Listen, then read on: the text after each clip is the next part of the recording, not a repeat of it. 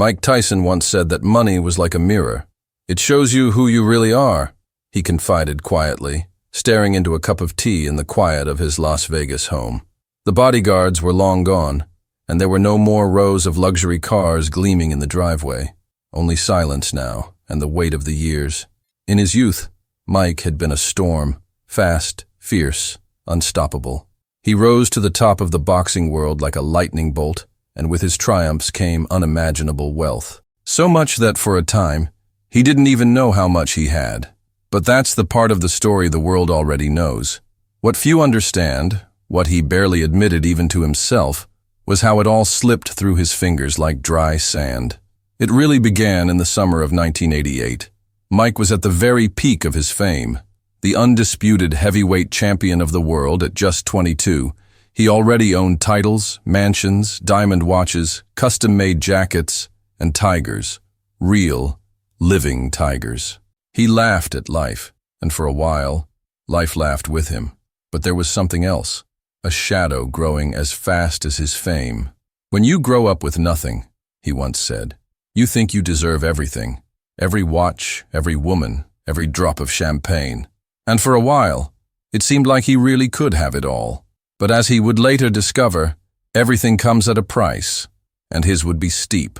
Don King, the flamboyant and controversial promoter, was among the first to step in.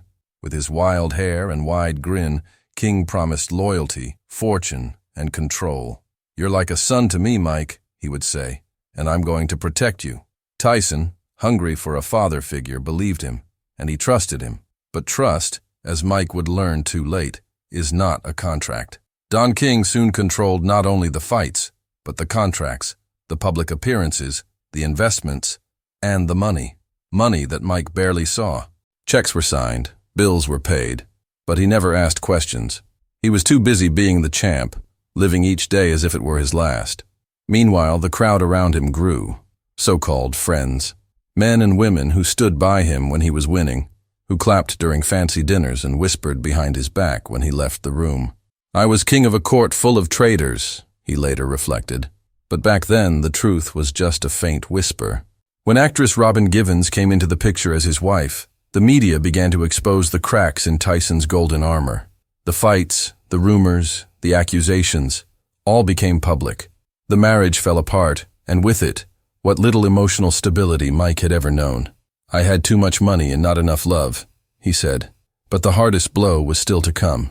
In 1992, Tyson was sent to prison. 3 years for rape, a conviction that divided public opinion, but one that shattered his reputation and took him out of the ring when he most needed redemption. It was there, inside those cold prison walls, that Tyson spent his first true night of silence in years. I was alone, no cheers, no luxury, no one, he recalled. That's when I started to hear my own soul. In prison, he read, voraciously, from philosophy to biographies, from religion to poetry. He discovered there was more to life than the violence of fists and the clinking of crystal glasses. He began to understand the wounded boy he'd always been, and the destructive man he had become. But the road to redemption is long, and he was only at the beginning. When he left prison, the world had changed. He was no longer the same, and neither was his audience. But the debts were still there, the bills, the broken promises, and so reluctantly, he returned to the ring. Not for the love of boxing, that had long faded, but out of necessity, and perhaps pride. His comeback fights were grand, but his heart was no longer in them. It showed. The fire in his eyes had been replaced with hesitation. His movements were heavier, less instinctive. The rage that once moved him like a force of nature now felt more like weariness. Still, the millions continued to pour in and pour out. The entourage, though smaller, was still costly. The lifestyle, though quieter, was still far beyond his new reality.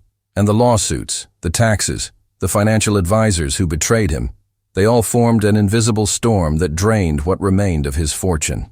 In 2003, Mike Tyson filed for bankruptcy. He owed more than $20 million. A man who once owned golden cars and emerald necklaces was now making appearances at trade shows and low-budget films just to keep the lights on. Some laughed, others pitied him. But no one knew at that moment what was truly going on inside the man. In a rare interview years later, Mike said quietly, "I blame myself. Not Don King, not the leeches, not the lawyers. I let it happen because I was trying to fill a hole in my soul with money, and the hole only got bigger." But his story wasn't over, because it was only after he lost everything that Mike Tyson discovered what he truly had. It was a warm spring evening in 2004 when Mike Tyson sat alone in a modest apartment in Phoenix, far removed from the opulence of his past. The furniture was simple. The walls were bare. Outside, kids played in the street, oblivious to the man sitting behind the curtain, once the most feared boxer on earth, now a man learning how to live with less. "I was embarrassed," he admitted, "not because I had no money, but because I didn't know how to be poor." But poverty wasn't his enemy. Pride was. And pride, like a stubborn ghost, lingered long after the gold was gone. He began rebuilding his life in small, humble ways. No cameras, no headlines, just small, steady choices. He sold off memorabilia. He spoke at schools. He made small appearances, not as Iron Mike, but as a man trying to make sense of what remained. He wasn't looking for fame anymore. He was looking for peace. It was around this time that something unexpected happened. People began to see not the monster the media had painted, but the human being underneath. A man broken and reshaped by time. Strangers approached him, not with fear, but with compassion. "You're still standing, Mike," they would say. "You're still here." And he was, bruised, humbled, but still breathing. In 2005, Tyson fought for the last time professionally. The match ended in defeat. He didn't finish the 6th round. Sitting in the corner of the ring, he looked up at the referee and quietly shook his head. It was over. Not just the fight, but the chapter of violence, of ego, of rage that had defined him for decades. "I don't have the heart for this anymore," he said after the bout. "I'm not that guy." And he wasn't. For the first time since his teenage years in Cus D'Amato's care, Tyson had no manager pulling the strings, no cameras following his every move, just silence. And from that silence came clarity. He reconnected with old friends, not the ones who drained his wealth, but those who had known him before the fame. He began speaking publicly, not as a celebrity, but as a cautionary tale. "Don't be like me," he'd tell young athletes. "Learn who you are before the world tells you what you're worth." One of the most surprising turns came when he began appearing in films and comedy shows. The Hangover, released in 2009, introduced a new generation to Mike Tyson, not as a fighter, but as a man willing to laugh at himself. People didn't laugh at him. They laughed with him, and that made all the difference. Still, the process of healing was not linear. Tyson battled addiction. He struggled with mental health. He relapsed. He got up again. He lost his beloved daughter Exodus in a tragic accident that nearly broke him beyond repair. "That pain," he later said, "is something no man should ever feel. No amount of training prepares you for that." He withdrew from the public eye for a while after that. The weight of grief was too much. But through therapy, meditation, and sheer will, he began to climb out of that darkness too. It was during these quiet years that Tyson discovered the power of discipline, not tied to destruction. He turned to plant medicine, to spirituality, to daily structure. He raised pigeons again, just as he had as a lonely boy in Brooklyn. Only now, it wasn't escape. It was connection. He married Kiki, a woman who saw the man behind the myth. With her, he found something that had eluded him his entire life: stability, not in wealth or fame, but in the ordinary. They had children, and for the first time, Tyson focused not on being a champion, but on being a father. "Love is scarier than any opponent I ever faced," he said once, eyes soft, "because love demands vulnerability, and I never learned that growing up." By 2010, Tyson had transformed his public image not through PR strategies or fame hunting, but by living honestly. He spoke openly about his regrets, his traumas, his failures, and people listened, not because he was flawless, but because he was finally real. He began to write, not just about boxing, but about life. His autobiography peeled back the layers, revealing a man haunted by childhood abuse, desperate for validation, and ultimately searching for meaning. It sold millions, but more importantly, it resonated. He toured, speaking in theaters filled with people, not just wanting to hear stories of fights, but stories of redemption. The kind of redemption that only comes when a man falls hard and rises slowly. And behind it all, quietly and with great care, Tyson began to rebuild his finances. Not in lavish bursts, but in measured steps, investments, appearances, collaborations rooted in respect. He didn't chase the spotlight anymore. It found him, drawn not to his strength, but to his growth. By the mid-2010s, Tyson was no longer broke, but he was no longer wealthy either, not in the way he once was. And yet, he smiled more. He spoke more gently. He listened. One night, in a dimly lit studio, someone asked him, "Mike, if you could go back, would you do it all again?" He paused, breathed deeply, and said, "If I had to lose $400 million to find myself, maybe it was a fair price." And yet, the most remarkable chapter of Mike Tyson's life hadn't even begun. Because just when the world had stopped expecting anything more from him, he did something no one saw coming. It began with a podcast. In 2019, Mike Tyson sat down in a simple studio, facing a microphone instead of an opponent. The show was called Hotboxin' with Mike Tyson, and it was unlike anything else he had done. There were no scripts, no performances, just conversation. Honest, unfiltered, and often emotional. At first, it seemed like a curiosity. The former heavyweight champion of the world, sitting barefoot in a smoky room, talking to guests about life, pain, love, loss, and philosophy. But the show struck a chord. Not just because it was Tyson, but because it was real. The guests ranged from celebrities to spiritual teachers to old friends. But the heart of it all was Mike himself, finally telling his truth. "I used to think being tough meant being feared," he said on one early episode. "Now I think toughness is admitting you're scared and doing it anyway." The podcast became a surprise hit, pulling in millions of viewers across generations. Young people were captivated by the wisdom of a man who had once been a symbol of rage. Older fans saw the reflection of a boy who had survived more than most ever would. And slowly, something remarkable happened. Mike Tyson, once a cautionary tale of fame and downfall, was becoming a mentor. Not the kind who lectures, but the kind who remembers. Who remembers what it's like to be lost, to be desperate, to believe that your worth is measured by the size of your paycheck or the fear you put in others. "Young guys come up to me all the time," he said. "They think they want what I had, the money, the cars, the fame. I tell them, if you're not at peace with yourself, none of that will help. It might even destroy you." The podcast didn't just restore Tyson's voice, it redefined it. It allowed him to explore questions that had haunted him for years. Why do we hurt others? How do we forgive ourselves? What does it mean to truly grow up? In one unforgettable episode, Mike broke down in tears as he recalled his childhood, his mother's struggles, and the pain of never knowing his father. "I was angry at the world," he whispered. "But really, I was just a scared little boy who wanted to be loved." That boy, once hidden behind belts and bravado, had finally found his voice, and people listened. Meanwhile, Tyson's physical transformation stunned fans and skeptics alike.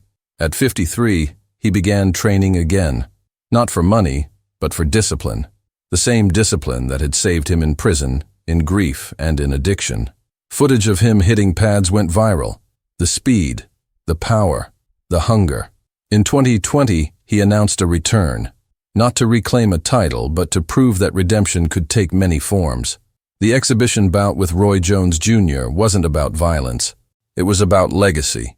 Two warriors, now older, wiser, stepping into the ring not to conquer, but to share, to show what it means to evolve, to age, to endure. The fight ended in a draw, but that wasn't the point. The real victory was in the transformation. The audience saw not the fall of a giant, but the rise of a man who had learned to walk again, slowly, purposefully, with humility. From that moment, Tyson embraced his new role fully. He began working with young fighters, not to mold them into machines, but to teach them how to survive outside the ring. He emphasized character, mindfulness, purpose. "You can win all the belts in the world," he'd say, "but if you lose yourself, none of it means anything." His cannabis business, Tyson 2.0, became another surprising success. Not just financially, but philosophically. For Tyson, it wasn't about profit. It was about healing. The plant had helped him find peace, sleep, even forgiveness, and now he wanted others to find the same. He often spoke of death, not fearfully, but peacefully. "I'm not afraid to die," he said. "For most of my life, I was already dead. I only started living a few years ago." It was this kind of honesty that drew people in, not to the fighter, but to the man who had lost everything, including his identity, and somehow found his way back. He talked about God, about fate, about how the universe gives you what you need, even if it takes everything you want. "I had to lose everything," he said once, "because I didn't know what anything meant." Today, Tyson lives quietly, away from the frenzy.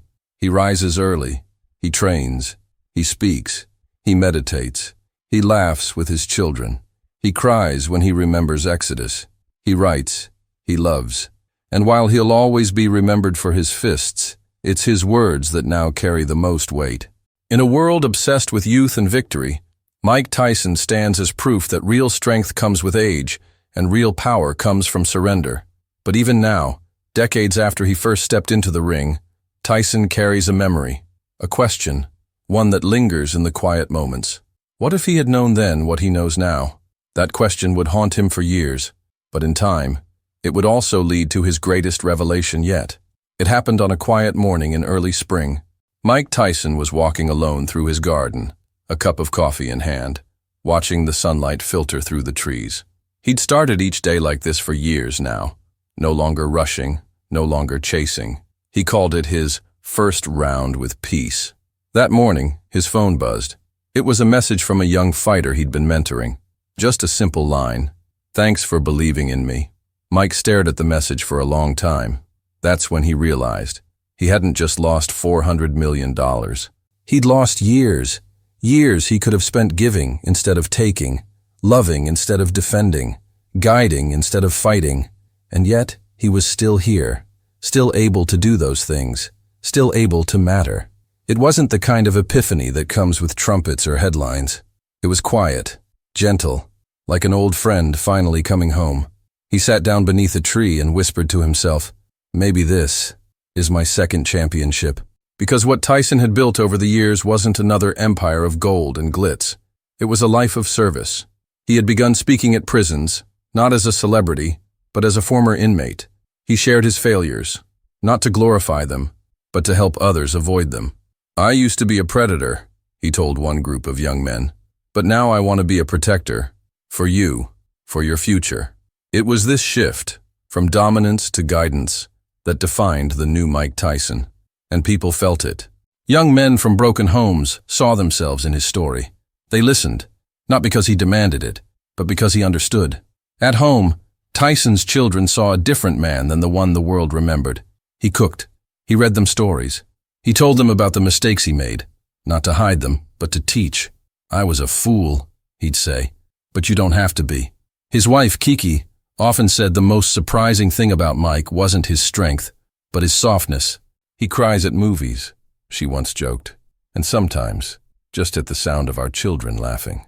But there was one thing Mike had never done. He had never gone back, not truly. He had never returned to Brownsville, the neighborhood in Brooklyn where he had grown up, the place where he first learned to fight, not for sport, but for survival. And so, one rainy afternoon, he did. The streets had changed, but the bones of the place were still there.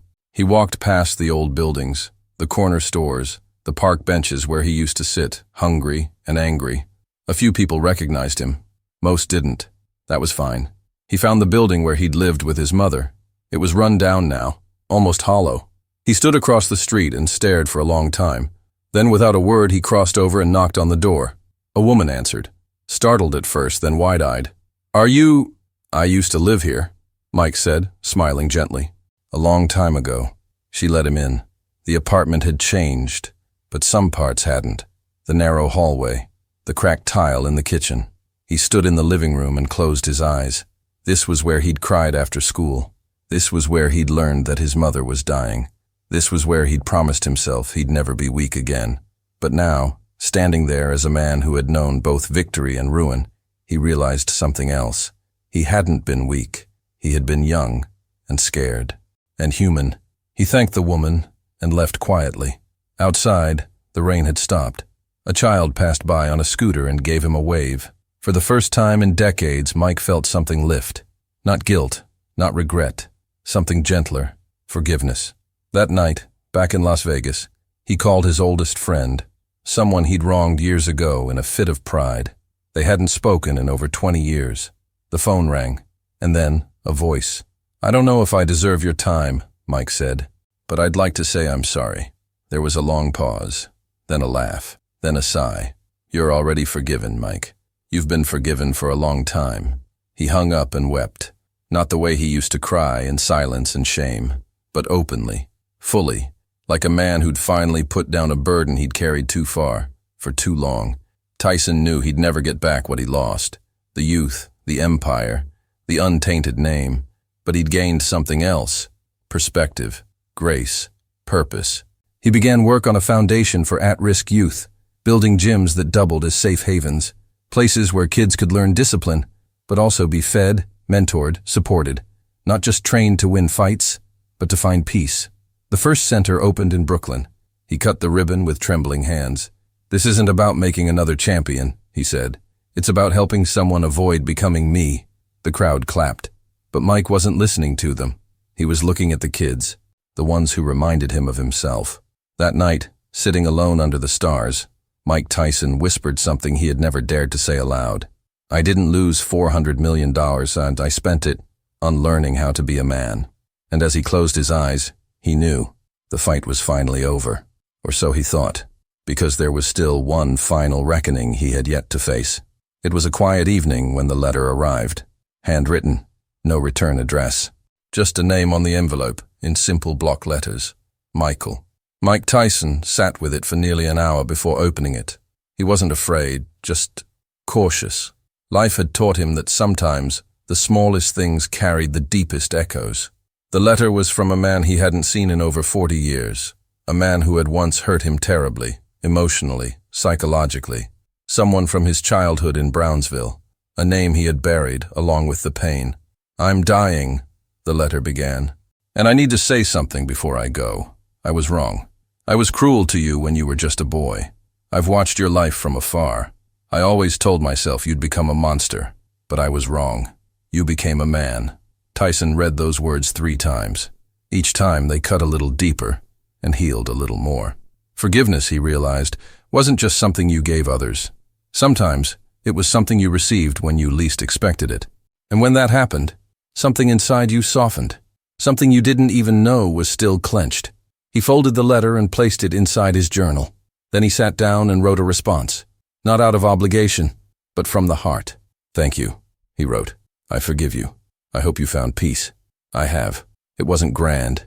It wasn't dramatic. But it was true. Over the next few months, Tyson kept living the life he had slowly, painfully rebuilt. He continued mentoring young fighters, sharing stories on his podcast, and spending time with his family. He began painting, something he'd never done before, and found it calming. He even began writing poetry, simple, honest verses about struggle, healing, and time.